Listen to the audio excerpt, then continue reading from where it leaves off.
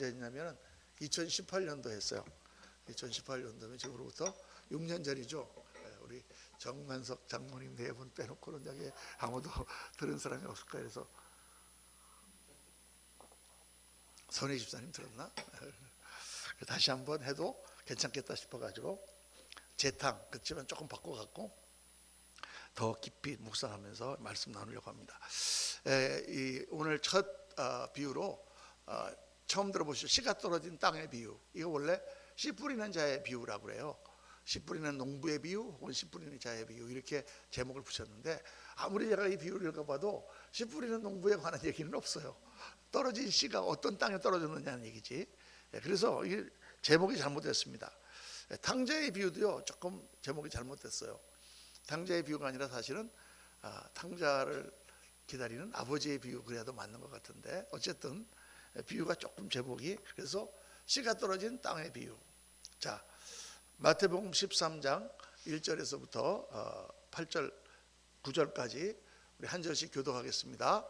그날 예수께서 집에서 나가사 바닷가에 앉으심에 큰 무리가 그에게로 모여들거늘 예수께서 배에 올라가 앉으시고 온 무리는 해변에 서 있더니 예수께서 비유를 여러 가지를 그들에게 말씀하여 이르시되 씨를 뿌리는 자가 뿌리러 나가서 뿌릴새 더러는 길가에 떨어짐에 새들이 와서 먹어버렸고 또는 흙이 얇은 돌밭에 떨어짐에 흙이 깊지 아니하므로 곧 싹이 나오나 해가 돋은 후에 다소 뿌리가 없으므로 말랐고 더러는 가시떨기 위에 떨어짐에 가시가 자라서 기운을 막았고 더러는 좋은 땅에 떨어짐에 어떤 것은 100배 어떤 것은 60배 어떤 것은 30배의 결실을 하였느니라. 9절 다 같이 읽습니다. 귀 있는 자는 들으라 하시니라. 아멘. 예수님께서 이제 마태복음 13장에는 마태복음은 특별히 예수님의 가르침이 많이 나옵니다. 예수님의 가르침이 그 마태, 마가, 누가, 요한 이렇게 네 성경이 있잖아요. 네 복음서가. 그 마태복음은 주제가 뭐라고 그랬습니까? 예수님이 메시아 왕으로 오신 예수님이다. 마가복음은 주제가 우리에게 종으로 오신 섬기러 오신 그래서 마가복음에는 가르침이 아예 없어요. 마가복음 예수님이 이거 하시고 저거 하시고 어디 가서 고치시고 이런 기적을 베푸시고 하는 것밖에 없습니다. 누가복음은 의사인 닥터 누가가 그 예수님을 좀 더 인간적인 모습으로 그렇게 그리고 또 예수님의 가르침을 많이 인본주의적인 그런 입장에서 하신 말씀이 많습니다. 그래서 마태복음에는 심령이 가난한 자는 복이 있나니 이거를 산에 올라가셔서 하셨는데 누가복음에는 예수님께서 산에서 내려오셔서 들의 군중들을 모아놓고 가난한 자는 복이 있나니 너희가 지금은 가난하지만 나중에 천국 가면 너희가 다 부자가 될 거다. 지금 부자인 사람들은 천국 가면 다 가난해질 거다. 나사로와 그 부자의 비유처럼 그렇게 말씀하셨어요. 똑같은 말씀이지만 세팅이 조금 달라요.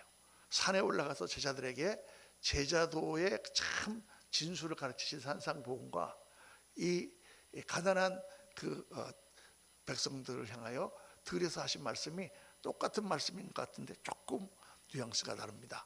그리고 요한복음은 예수님을 하나님의 아들이라는 개념으로 그렇게 가르쳤기 때문에 예수님께서 하신 7가지 기적을 중심으로 예수님이 굉장히 철학적이며 또 예수님이 하신 기도, 예수님이 하나님께 하신 기도 그런 내용들이 쫙 이 요한복음에는 나와 있습니다. 아버지여 내가 아버지와 함께 가졌던 영광을 또 이들에게도 나눠주고 우리가 영광 가운데 올라가게 하옵소서 뭐 그런 내용들이 쭉 나오죠. 그래서 이 요한복음은 독특하고 마태복음은 예수님의 행적과 예수님의 가르침 행적과 가르침 이게 5개로 딱 나눠갖고 딱딱딱딱 이렇게 편집을 해서 그렇게 기록이 돼 있고 특별히 예수님이 유대인들이 기다리던 메시아 왕 기름 부음을 받은 왕 바로 그분이다라는 것을 처음부터 그렇게 마태복음은 증거하고 있죠. 그래서 요한복음 우리가 5장에서 7장까지 산상수훈을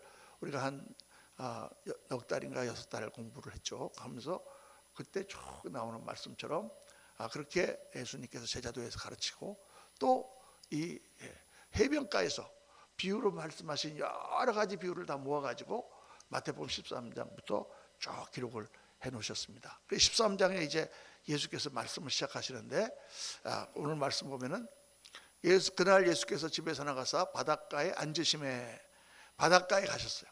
갈릴리 바닷가에 가셨어요. 갈릴리 바닷가에 가니까 큰 무리가, 사람들이 모여들었습니다. 큰 무리가, 제자들이 모여든 게 아니고 큰 무리가 모여들었어요. 그래서 아주 쉽게 그들에게 말씀을 전하기를 원하셨습니다. 그래서 예수님께서 뱃머리에 올라가 앉으시고 쭉 거기 해변에 사람들이 쭉 서 있을 때 그들에게 여러 가지 비유를 그들에게 말씀하셨다. 이렇게 세팅이 딱 나와 있습니다. 첫 비유가 뭐냐면, 첫 비유가 예수님께서 이런 비유의 말씀을 너희들에게 가르치기 전에 너희들의 마음밭이 중요하다.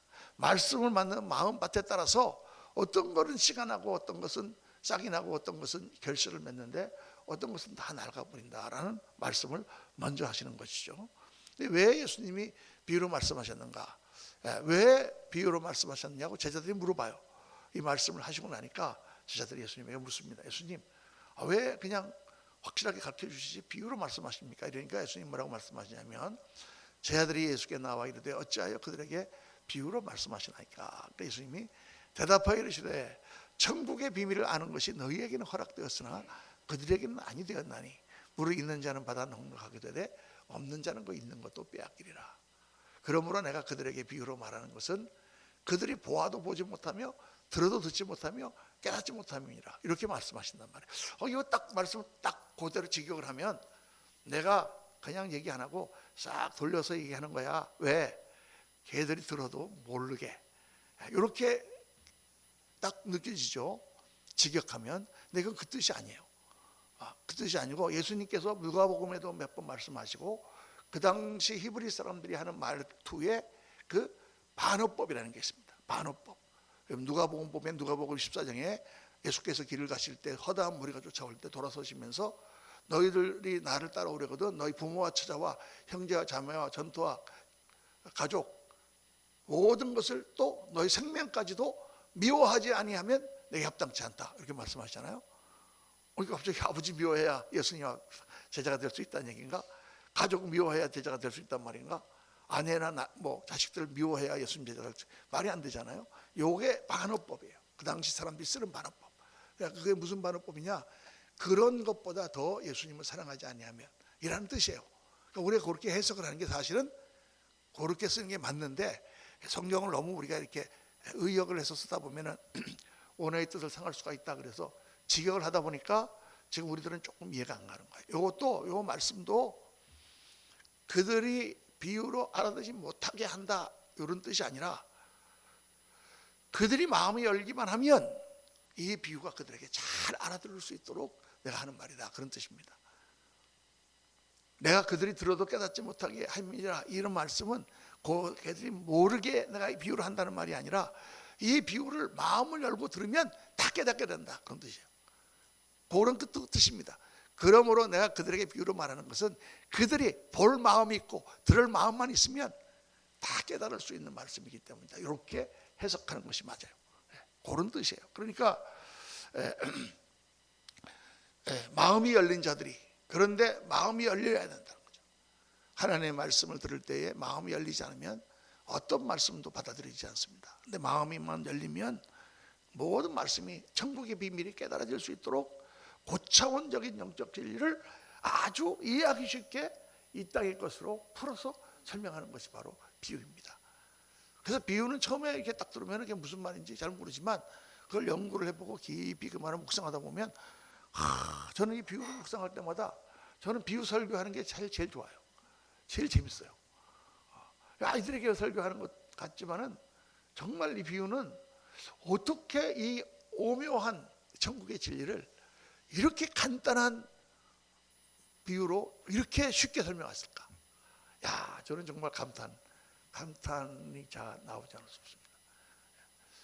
정말 저도 이렇게 조직신학 강의를 제가 거의 25년, 92년도부터 했으니까 거의 26년을 거의 매해 했거든요. 조직신학 강의를 하지만 우리 학생들에게 정평이 나 있어요. 그 어려운, 그 난해한, 그 지긋지긋한 조직신학을 우리 문 교수님은 그렇게 쉽고 또 재미있고 또 은혜가 넘치게 그렇게 가르친다. 할렐루야. 잠깐 자가 발전의 시간이었습니다. 예, 하도 여러분들이 안 알아주니까 제가 자랑을 해야 돼요. 예, 그래서 우리 학생들이 뉴욕에 있을 때부터 저를 만나면 목사님 정말 이 조직 신학이란 정말 지긋지긋한 과목인데 목사님 말씀 들으면 너무 은혜가 됩니다. 막 그리고 우리 조직 신학 그 반에서 학생들이 공부하다가 막 펑펑 울었어요. 부흥회야 완전히 3시간 부흥회를 했습니다. 왜냐하면 신학이 정말 이거를 들어가면 너무 이게 은혜가 되거든요. 하나님의 그 놀라우신 신비가 정말 느껴집니다. 그래서 저는 여러분들 다 초대해서 우리 신학교에 조직신학 클래스에 다 좀 청각을 했으면 좋겠어요. 정말 재밌습니다. 골치 아픈 거 하나도 없어요. 정말 하나님 말씀이 너무 명확하게 깨달아진다 그 말이죠. 그러니까 정말 저도 그렇지만 그 정도가 아니야. 예수님의 말씀은 이 비유로 간단한 얘기, 짧은 얘기를 그냥 몇 절로 딱 하시는데 천국은 이런 것이구나 하고 확실하게 깨달아지는 그런 말씀이다. 그래서 정말 우리가 이 비유를 잘 묵상해야 됩니다. 여러분, 이 씨가 떨어진 땅의 비유는 무슨 뜻일까요? 씨가 떨어진 땅의 비유는 한마디로 말씀을 듣는 마음밭이 중요하다는 거죠. 마음밭. 어떤 마음밭에 말씀이 떨어지느냐에 따라서. 그러니까 우리가 부흥회 같은 데 가면은 찬양을 부르잖아요. 찬양을 부르고 막 말씀을 사모하는 그 기운을 막 일으킵니다. 왜? 다 말씀을 다 이렇게 정말 사모하는 마음으로 듣게 하려고 찬양하는 거예요. 노래하려고 하는 게 아니에요. 노래하려고 거기 앉아 있으면 막 왜 이렇게 노래를 많이 해? 왜 이렇게 찬송을 많이 해? 그냥 목 아파 죽겠네. 막 그러는 사람은 은혜를 못 받죠. 근데 막 하나님 찬양하면서 막 마음이 뜨거워지면은 말씀이 아멘 아멘 하고 가슴에 들어와 새겨집니다. 그렇게 만들려고 이제 찬양을 우리가 예배 앞에서 찬양하는 것도 마찬가지죠. 찬양으로 하나님께 영광을 돌리면서 성령께서 임하셔서 그 찬양을 통하여 우리의 마음이 그렇게 녹아지고 그 찬양 가운데 하나님과 교통함이 있을 때 하나님의 말씀이 성령의 비추심으로 우리에게 다 깨달아진다. 그래서 정말 그렇습니다. 그러니까 말씀이 깨달아져도 설명하라 그러면 잘 못하시는 분이 많아요. 왜냐하면 깨달아지게 마음을 깨달았는데 이걸 다시 말로 또 바꾸려면 그냥 기술이 필요하잖아요. 그렇죠? 실력이 필요하고. 그러니까 이게 정신적인 영역과 영의 영역이 확실히 있는 거죠. 그래서 이 말씀이 깨달아지는 게 중요하다. 밭에 따라서 어느 밭에 떨어지느냐에 따라 다르다. 여러분 사도행전에 보면은 베드로가 성령으로 충만해가지고 나와서 거기에 있는 무리들에게 이 예수 그리스도의 복음을 전했어요. 우리가 하나님께서 이렇게 우리 인도하셔서 우리를 이렇게 하셨는데 그 예언하신 예수 그리스도 그를 너희들이 십자가에 못 박혀 주도다. 이제 이 주 예수 그리스도를 믿고 그를 영접하면 너희가 하나님이 해야 된다. 이렇게 설교할 때 3,000명이 돌아오고 5,000명이 돌아오는 대역사가 일어나잖아요. 그런데 그 후에 한 8장 딱 지나가서 스데반의 이야기가 나오는데 스데반이 설교한 내용이 거의 베드로랑 비슷한 내용이거든요. 비슷한 내용인데 더 유창하게 스데반이 설교했는데 거기에 듣던 유대인들이 다 이를 갈면서 돌을 들어갖고 스데반을 치는 거예요. 스데반이 성령으로 충만해가지고 하늘에 하나님 곁에 서신 예수 그리스도를 보면서 얼굴이 천사와 같이 빛나며 그렇게 복음을 전하는데 아무도 은혜 받는 사람이 없고 다 돌을 들어서 스데반을 치는 거예요. 그러니까 여러분 참 마음밭이 이렇게 다른 거예요. 똑같은 메시지를 전했는데 그럼 여러분 이거를 탁 묵상하다 보니까 그런 생각이 들더라고요. 목사님이 아무리 좋은 말씀을 전해도 성도님들이 마음밭이 나쁘면 다 은혜를 못 받는구나. 할렐루야. 성도님들 마음밭이 좋으면 목사님이 설교를 정말 개떡같이 해도 다 찰떡같이 받겠구나. 할렐루야. 그래서 설교 준비를 많이 할 필요가 없겠구나. 설교 준비를 많이 할 필요가 없는 건 아닌데 설교 준비에 너무 스트레스를 받을 필요는 없더라고요. 사실 그렇게 해갖고 정말 기가 막힌 설교를 준비하고 간 날 이상하게 아멘 소리도 별로 없고 사람들이 무슨 말인지도 잘 못 알아듣고 그래. 그래서 그냥 스트레스 받지 말고 준비하면 되는 것 같아요. 근데 하여간 예수님도 말씀을 전했잖아요. 예수님도. 근데 예수님 말씀 전했는데 유대인들이나 율법학자들이 이를 갈면서 예수님을 죽이려고 그러고 결국 예수님을 십자가에 못 박았단 말이에요. 예수님도 말씀 전하다가 그 사람들에게 붙잡혀서 십자가에 못 박아 죽음이 당하셨는데 우리 같은 사람들이야 뭐 당연하지요. 그러니까 예수님이 말씀하신 포인트는 어디 있냐면 하나님의 말씀을 듣는 밭이 중요하다. 여러분 한번 생각해 보십시오. 이번 주일날도 그런 설교 말씀을 제가 전하려고 하는데 우리가 열심히 예수 믿는 이유가 뭡니까? 열심히 우리가 교회 나와서 주일날 나와가지고 설교를 듣는 이유가 뭡니까? 우리 김창옥 씨인가 한 사람이 그 얘기하는 그거를 초스로 제가 이렇게 보니까 남자들은요, 이 40대가 넘은 남자들은 특징이 있대요. 특징이 뭐냐 하면 다른 남자가 하는 말은 절대 안 들으려고 그런대요. 그런데 그래서 교회에서도 목사님 설교가 15분 지나가면 그냥 일을 간대. 야, 근데 그걸 35분씩 이렇게 해야 되니 이게 얼마나 성도들이 일을 갈까. 근데 여러분, 왜 우리가 설교 말씀을 듣고 왜 주일날 교회에 나가서 예배를 드리고 왜 우리가 신앙생활을 합니까? 우리가 하나님 앞에 나와 예배를 하고 말씀을 듣는 이유는 뭐예요? 내가 변화되기 위하여 하는 거예요. 내가 그 말씀을 듣고 변화되기 위해서.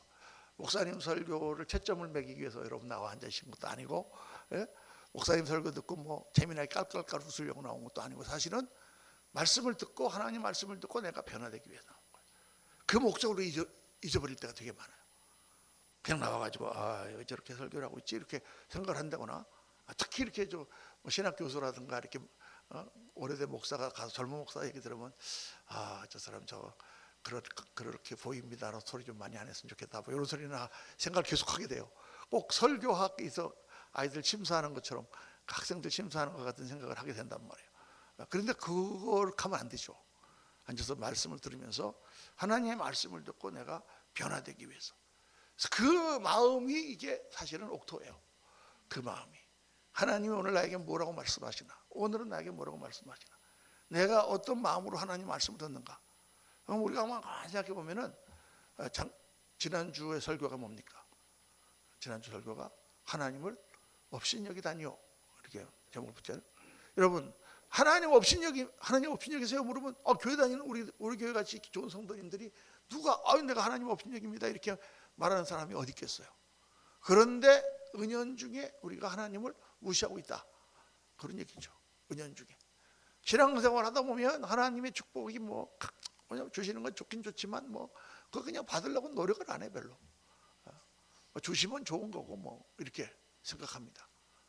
하나님이 뭐 이렇게 경고를 해도 다 그렇지 뭐 사람이 뭐 꼭 그렇게만 살란 법이 있나 이렇게 우리 생각하고 넘어간다고 말이죠.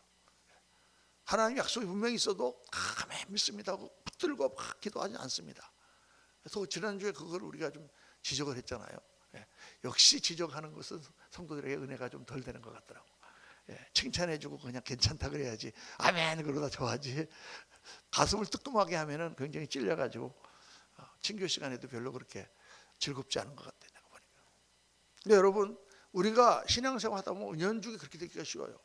주일날 와서 설교 말씀을 들을 때도 하나님이 주시는 말씀이 나를 어떻게 변화시키나 이렇게 생각하기보다는 다른 생각하거나 그러게 이렇게 말씀 듣게 되는 경우가 많다. 그래서 주님께서 귀 있는 자는 들을지어다. 같은 씨가 떨어져도 땅에 따라 열매가 다르다. 귀 있는 자는 들어라. 여러분, 귀 없는 사람이 어디 있습니까? 여러분 다 귀 2개씩 다 갖고 계시잖아요. 그렇죠? 귀가 있어요. 다 있어. 귀 있는 자는 들어라. 이게 무슨 말입니까? 들을 귀가 있는 자는 마음을 열고 귀를 열고 하나님 말씀을 들어라, 그런 뜻이죠.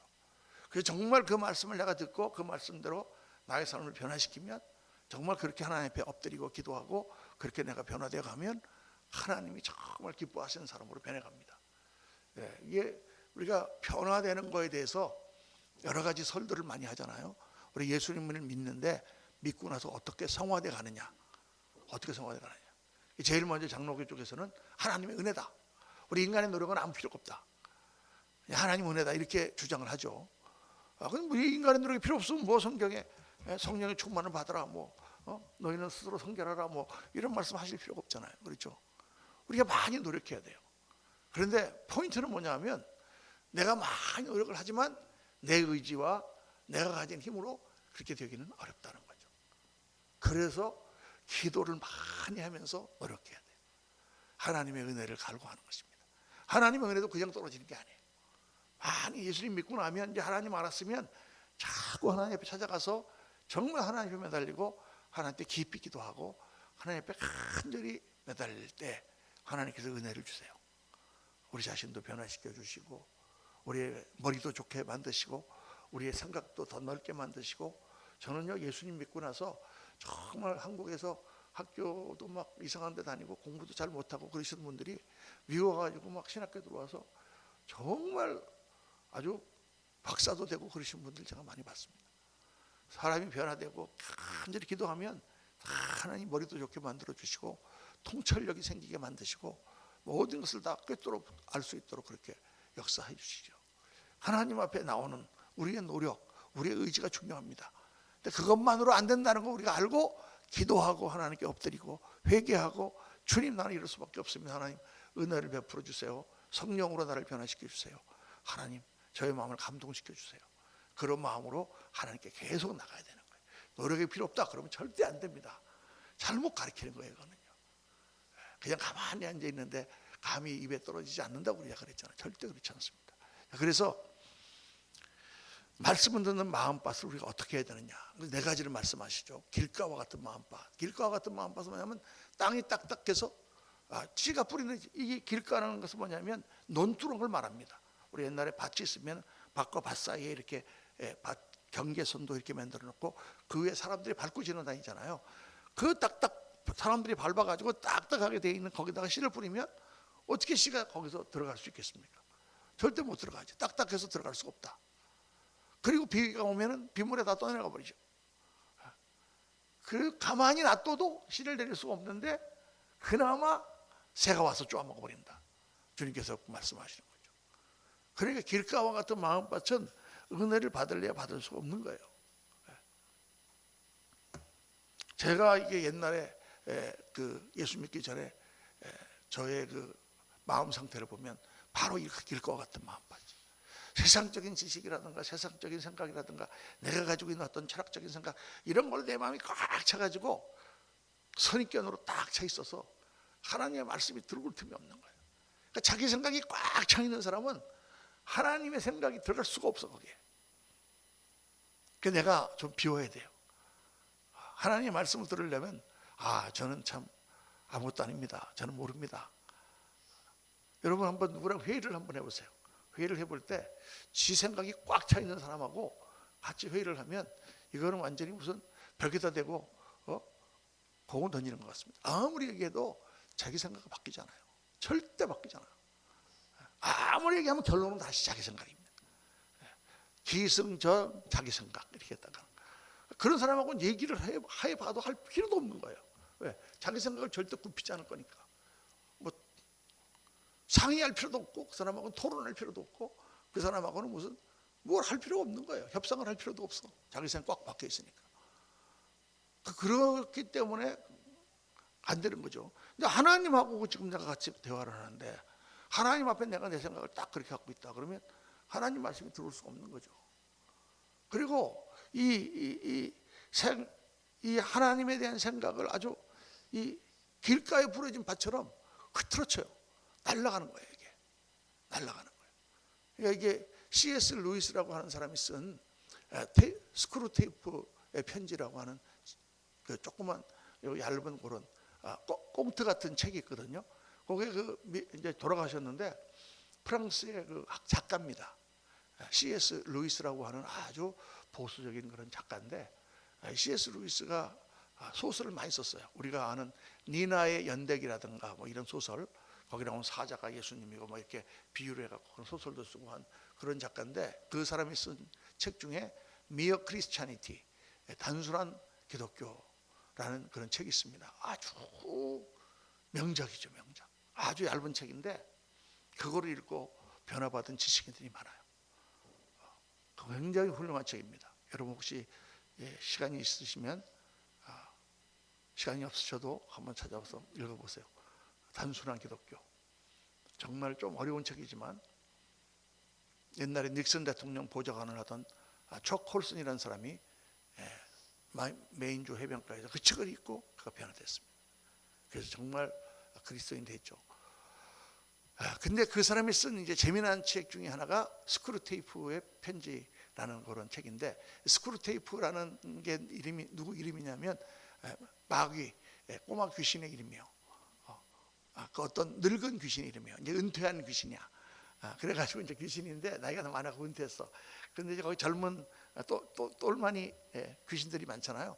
그 똘마니 귀신들한테 자기가 편지를 쓰는 거야. 너 이렇게 가면은, 야, 그런 식으로 해갖고는 기독교인들이 넘어오지 않아. 요렇게 한번 꼬셔봐. 그럼 금방 넘어온다. 요거를 이제 가르쳐주는 그런 편지가 요거가 이제 스크루테이프의 편지라는 책이 재밌겠죠. 그러니까 그걸 보면 재밌는 게 많이 나옵니다. 근데 거기서 이제 이런 얘기가 하나 나오는 거예요. 어떤 영국의 노신사가 있었는데 어느 날 도서관에 가서 그 책을 찾는데 하나님에 관한 책이 나왔어요. 그래서 그 하나님에 관한 책을 이렇게 읽다 보니까 정말 하나님 계신가? 라는 그런 생각이 들어서 이걸 어떻게 한번 연구를 해볼까? 라는 생각이 탁 드는 순간 지금 점심시간이네, 빨리 가서 점심 먹어야지 하고 탁 그걸 버리고 점심 먹으러 갔어요. 점심을 먹는데 또 갑자기 하나님 아까 읽었던 책이 또 생각이 나는 거예요. 생각이 날라 그러는데 지금 점심 먹고 나서 지금 어딜 가야 되는데 거기 갔다 와서 생각하자. 그리고 또 거기 가려고 버스를 기다리는데 또 갑자기 아까 읽었던 책이 또 생각나는 거예요. 하나님에 대해 생각해 볼까? 그러다가 뭐 바쁜데 다음에 생각해 보자.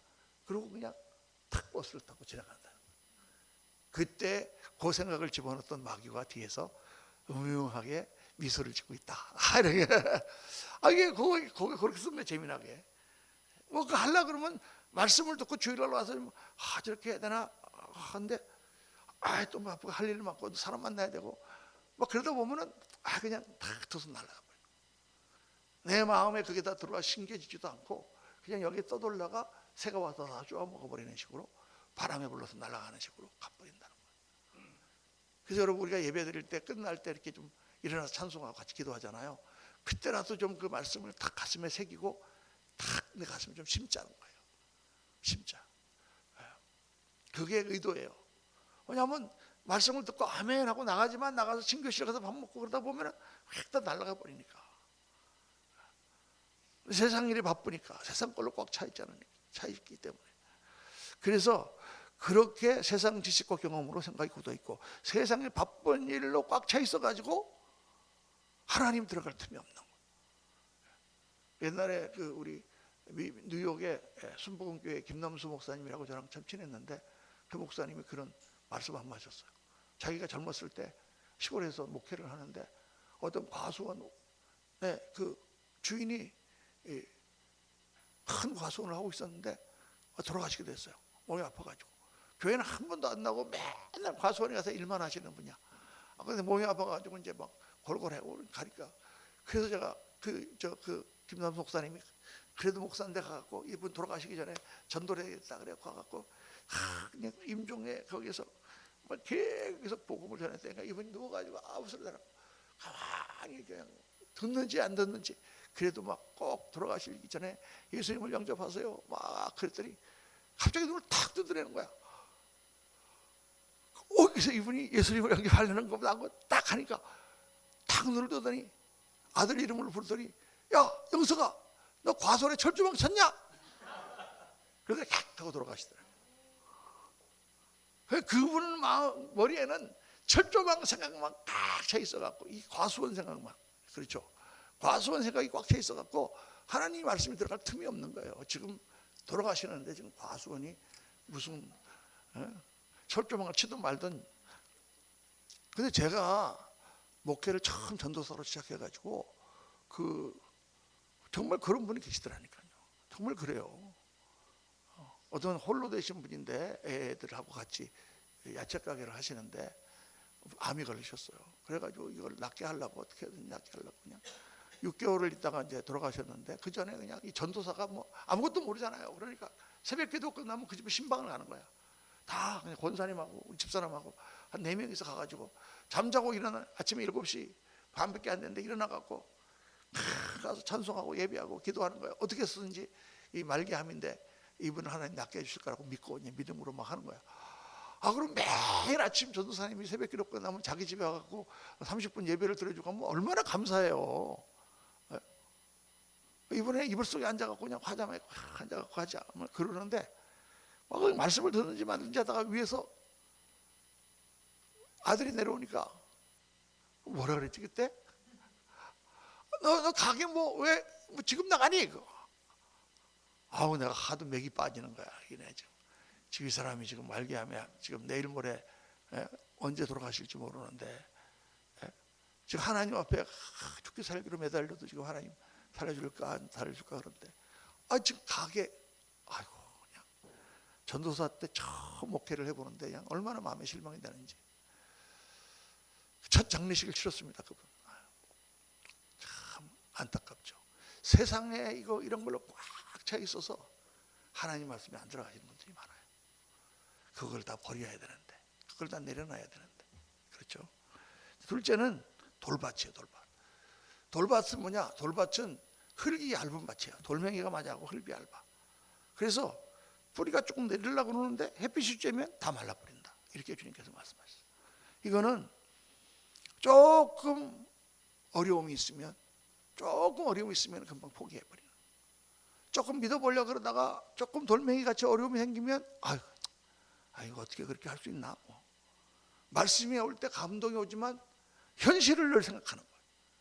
진리를 따르기를 포기하는 거예요. 그래서 그러니까 옳은 말씀이지만 꼭 그렇게 사람이 살 수가 있나?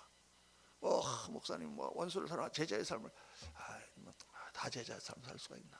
다른 것도 바쁜데 이렇게 생각하는 거예요. 자기 스스로 그렇게 생각하는 거예요. 하나님 말씀이 이렇다 그러면 내가 어떻게 하면 저렇게 할까? 내가 무엇을 버려야 저것을 하나님을 줄 수 있을까? 이렇게 생각하지 않고 우리가 다 살아가는데 그렇게 할 수 있나? 현실과 타협하는. 여러분 정말 그 길이 바른 길이고 내가 가야 될 길이라면 어떤 대가를 치더라도 가야 되잖아요. 그렇게 생각하고 예수님 믿어야 되는데 그렇지 않은 거예요. 세상 사는 거가 다 가운데 예수 믿는 거는 그냥 피자 한 조각이야. 있어도 좋고 없어도 좋고 그러신 분들이 참 많습니다. 여러분 예수님 믿는 거 쉽지 않죠. 쉽지 않지만은 뛰어들어 봐야 거기서 정말 진국을 맛볼 수가 있어요. 사실 어떤 것도 마찬가지. 이 세상의 어떤 것도 여러분 예를 들어서 테니스를 친다든가 골프를 친다든가 탁구를 친다든가 바둑을 둔다든가 또 무슨 예술을 한다든가 음악을 한다든가 뭐든지 여러분 겉에서 보면 어렵기만 하고 저걸 언제 해 이렇게 되죠. 그래서 뛰어들어가서 한번 딱 그걸 추구해 보면 이게 재밌구나. 야 이게 정말 진짜구나 이렇게 느낄 수 있잖아요. 우리가 뭐든지 예수님 믿는 것도 그래요. 사실은 마음에 감동이 오면 좀 하나님 살아계시구나. 그럼 내가 한번 하나님 믿어보자.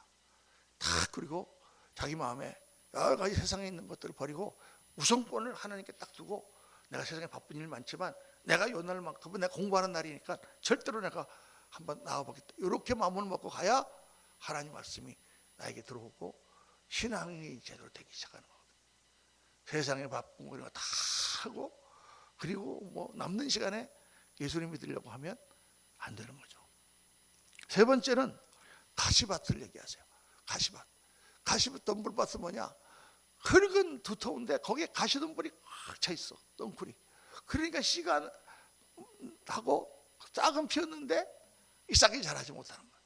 이거는 신앙이 좀 있는 분들, 교회는 좀 다니시는 분들, 좋은 것만 보고 다니고, 그런데 걱정, 근심, 염려가 많은 분들이 있어요. 이렇게 내가 예수 믿다가 혹시 내가 광신도가 되는 게 아닐까 이런 생각하는 분도 있고, 어떤 분들은 내가 이렇게 믿다가 내가 목사가 되는 게 아닐까 쓸데없는 걱정을 하시는 분도 있어요.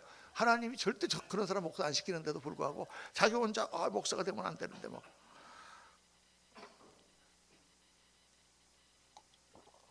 걱정이 많아요.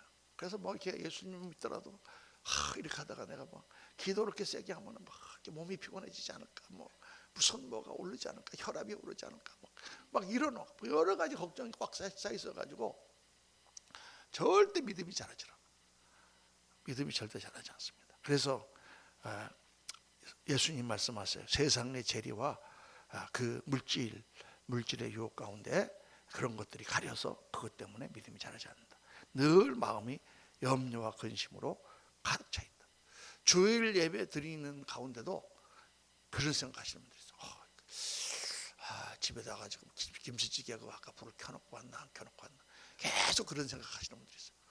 예배 드리면서도 이거 빨리 끝나고 지금 가서 지금 그 친구를 만나야 될 텐데 그 비즈니스 그거 하는 거 이렇게 생각하고 예배가 되겠습니까 여러분? 제가 처음 은혜 받을 때 1984년 4월 10일 날 그 저녁에 이제 목사님 말씀에 은혜를 받았어요. 그랬더니 목사님이 딱 오늘 여러분들 중에 정말 예수님 영접하고 하나님 믿어볼 사람 나와라 라고 나왔는데 그때 멘트가 제가 지금 다 기억납니다. 뭐라고 하시냐면 여러분 지금 이 시간 여러분이 하나님을 만난다면 여러분의 일생에 이런 순간은 다시 찾아오지 않는다. 여러분의 일생에 가장 중요한 모멘트다. 그렇잖아요. 하나님을 모르던 사람이 하나님을 만났다는 것은 코페르니쿠스적인 대변환, 완전히 180도로 바뀌는 거 아니에요 인생이. 그러니까 지금은 여러분 집에다가 뭐 김치찌개 끓여놓고 왔나 그거 생각하지 말고 내가 뭐 해야 되는데 뭐 이런 거 생각하지 말고 비즈니스고 뭐 이런 거 다 잊어버리고 그거 다 잊어버리고 하나님만 한번 찾아봐라 이렇게 말씀을 하시더라고요 그때.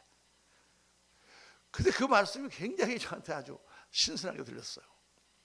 실제로 그때 성도님들 가운데는 앉아 있어도 계속 집에 문 잠가놓고 왔겠지 뭐 우리 애가 지금 저녁 때 학원 갔다 왔나 뭐 계속 이렇게 생각하고 있는 사람도 있고. 그러니까 지금 이 시간에 하나님 한번 기다려 볼 때는 정말 가면 딱 잊고 한번 해보자. 그리고 막 와 하고 하나님께 기도했을 때 하나님 역사가 막 일어났죠. 막 뒹굴고. 그러니까 우리의 마음이 정말 집중해야 돼 하나님께. 내가 정말 하나님을 예배 시간에 정말 만난다 그러면 이분 만나는 것보다 중요한 게 있습니까? 대통령이 지금 다 불러가지고 전부 다 와라. 옛날에 저 국제상사 대통령이 불렀는데 늦게 가고 막 안 가고 그래갖고 공중분해됐잖아요. 그 우리 친구가 그 국제상사의 그 세일즈로 왔었어요 미국에. 제가 미국에서 이제 공부하고 있을 때인데 어느 날 친구가 와서 그러더니 너 여기 가서 고생하는데 내가 호텔에서 자는 그 돈 그 공금을 너한테 줄 테니까 니네 집에서 자자. 그래서 우리 집에서 잤어요. 그리고 맨하탄에 이제 그 봉제 왕구를 들고 와서 국제상사에 사는 이렇게 곰탱이 같은 거 이렇게 붙여갖고 그거 이제 파는데 맨하탄에 있는 큰 토이 빌딩이 60층짜리가 2개가 거기에 전부 토이 회사만 있는데 그 안에 수백 개의 회사가 있는 거예요. 수천 개. 들어가 보니 그 꼭대기에 펜트하우스에서 이제 쇼를 하는 거예요. 다 끝내놓고 파는데 그걸 제가 이제 차로 왔다 갔다 하면서 이제 그 친구가 해줬거든요. 그래갖고 막 주문도 받고 이제 왕구 싸니까 이거 이제 이거 몇만 개 생산해 갖고 언제까지 나고 다 받아갖고 딱 갔는데 공항에 딱 내리니까 국제상사가 없어져 버렸어. 너무 황당했다 그 친구가. 너무 황당했다 그래요. 미국 왔다 가니까. 여러분 지금 대통령을 만나는데 지금 내가 좀 재벌이 지금 그 딴 거 생각. 저 사람이 지금 무슨 말을 하나 지금 무슨 지시를 하나 요거에 지금 촉각을 곤두세우고 있어야지. 딴 생각하고 지금 앉아갖고 아직 뭐 이러고 있으면 되겠습니까? 뭐 이게 다 네네 무슨 말씀이십니까? 뭐 이렇게 하면 안 되죠. 그러니까 하나님을 우리가 만나는데 왜 여기서 안 생각하고 있어? 하나님 앞에 집중하여 예배를 드려야 됩니다. 그러면 정말 하나님의 은혜와 복이 쏟아지죠. 자 마지막으로 옥토는 뭐예요? 좋은 땅. 잘 자라서 100배, 60배, 30배 결실을 맺는다. 말씀을 아멘으로 받고 겸손히 말씀을 듣고 아멘으로 받고 그리고 깊이 묵상하고 마음에 결단하고 의지로 순종하고 실천하는 그런 밭이다. 포커스를 하고.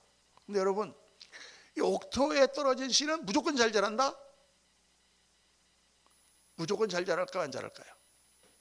저희가 말씀을 이번에 읽으면서 새롭게 깨달은 거야 이게. 저는 그냥 30배, 60배, 100배 그러면 많이 이렇게 생각했거든요. 근데 가만히 생각해 보니까 30배 맺는 것도 있고 60배 맺는 것도 있고 100배 맺는 것도 있는 거예요. 옥토에 떨어져도 자라서 열매 맺긴 맺는데 30배 맺는 것도 있고 60배 맺는 것도 있고 100배 맺는 것도 있구나. 옥토에 떨어진 씨도 어떻게 그 씨가 자라야 됩니까? 관리해 줘야 돼요. 물을 줘야 되고 김도 매줘야 되고 기다려야 되고 여러분. 이렇게 자꾸 파보면 이 씨가 또 났나?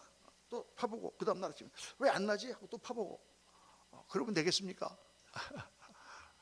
그냥 기다리면서 물을 주고 가꿀 때 100배의 결실을 맺는다. 부지런하게 땅을 가꾸는 농부처럼 기도와 말씀을 게을리하지 않고 성실과 인내로 기다리며 하나님을 붙들고 나갈 때 반드시 열매 맺습니다. 좋은 땅에 뿌려져도 잘 가꿔야 되는 거예요. 여러분, 결론은 왜 주님께서 이 말씀하셨는가? 너희들 네 종류의 밭이 있어. 너는 보니까 너는 돌밭이야. 너는 길가네. 너는 가시밭이네. 이렇게 하나님께서 하려고 주님께서 이 말씀하신 게 아니죠. 우리들의 마음밭에 우리들이 때로는 길가 같은 마음밭일 수도 있고, 우리는 돌밭 같은 마음밭일 수도 있고, 가시밭 같은 마음밭일 수도 있다. 어떻게 하는 얘기입니까? 돌을 받치면 돌을 걷어내고, 길가면은 갈아엎어 가지고 부드럽게 흙을 만들어서 거기에 씨가 들어오게 하고, 가시밭은 가시덩굴을 다 벗겨내 가지고 다 말씀이 자라도록 해라는 거예요. 우리 보고 밭이 있다라는 것을 가르쳐 주려고 하시는 게 아니라 그런 밭으로 너의 마음을 일구어라, 만들어라. 이 하나님의 말씀을 묵상하면 묵상할수록 우리가 해야 될 바를 딱 가르쳐 주시는 거예요. 여러분, 오늘부터 우리가 이 말씀을 듣고 우리 마음밭을 일구어서 하나님의 역사를 기대하며, 할렐루야, 하나님께서 기도하고 새벽에 나와서 기도하고 하나님 앞에 붙드는 것을 하나님 역사하시겠구나, 다 꿈을 가지고 또 그 기대감을 가지고 하나님을 믿는 믿음을 가지고 그렇게 한번 나아가 보시기를 예수님으로 축원합니다. 한번 그렇게 해보자. 다시 한번 오늘 말씀을 딱 들으면서 이 옥토라는 게 뭘까요? 하나님의 말씀을 받고 그 씨가 자라기를 기다리며 꿈을 가지고, 그렇죠, 그 씨가 반드시 열매를 맺을 거 아닙니까? 기다리고 꿈을 가지고 성실하게 물을 주고 또 가꾸며 때가 되면 다 그 자라서 열매를 맺는 거예요. 여러분의 가정일, 교회일, 우리가 한번 다시 한번 새롭게 마음을 가다듬고 하나님 이렇게 역사해 주시기 원합니다. 우리 주일학교도 지금 이제 다 빠지고 4명밖에 안 남았지만 하나님께 다시 40명으로 승시켜 주시고 많이 보내주실 줄로 믿습니다. 꿈을 가지고 기도하면 하나님께서 새로운 아이들을 계속 보내주실 줄로 믿습니다. 교회도 그렇게 하고 가정의 일도 여러분 그렇게 하고 자녀들도 그렇게 하고 정말 새 마음으로 하나님, 옥토와 같은 마음으로 하나님의 말씀을 듣고 내가 그 기도할 때에 하나님 약속의 말씀이 떨어져서 그 말씀이 100배의 결실을 거두도록 우리가 기도하고 기다리며 나아갈 수 있도록 도와주시옵소서. 다시 한번 귀 있는 자는 들어라, 주님 말씀하셨습니다. 귀 있는 자는 들어라. 그렇게 들으시고 여러분 마음을 여시기를 예수님 이름으로 축원합니다. 이 시간에 우리 한번 기도할 때에 하나님 오늘 말씀을 들었습니다. 저희들 우리 가운데 혹시 돌멩이 같은 게 있었으면 다 걷어내버리고 아버지 하나님 마음을 옥토와 같이 만들어서 하나님 말씀을 듣게 하시고 걱정, 의심, 염려가 가시덤불처럼 나를 늘 감싸고 있었다면 다 걷어내버리고 전능하신 하나님께 다 맡기고 담대하게 나갈 수 있도록 도와주시고 내가 내 생각과 내 이론으로 꽉 차 있었다면 다 그것을 비우고 하나님 말씀을 다 받아 심을 수 있도록 도와주시고 그리고 옥토에 떨어진 그 씨를 믿음으로 잘 가꾸고 물을 주고 기다리고 성실과 인내로 하나님 역사를 기다리며 꿈꾸며 나아갈 때 하나님 놀랍게 역사가 일어날 줄로 믿습니다.